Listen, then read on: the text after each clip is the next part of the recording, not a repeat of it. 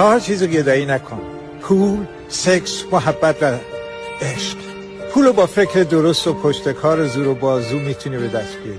اگر گدایی بکنی و یا با زور به دست بیاری، کوچیک و ذلیل میشی و به ذلت عادت میکنی. سکس، مدام فکر کردن و به دنبال سکس رفتن و همه چیزو در سکس دیدن اعتیاد میاره و اعتیاد به سکس هم مخربترین اعتیاد هاست و باعث ویرونی روح و روان و جسم و جان و بنیاد خانوادت میشه. محبت، مهربانی رو تو خودت و وجود خودت جستجو کن. اگر با خودت مهربون باشی، مهر خدا و کائنات به طرف سرازیر میشه و احتیاج به گدایی اون دیگه نداری. آدم به این که به دنبال مهر و محبت میگرده مهربون نیست، بلکه مهرطلبه و مهرطلبی هم یک نوع بیماری روانیه.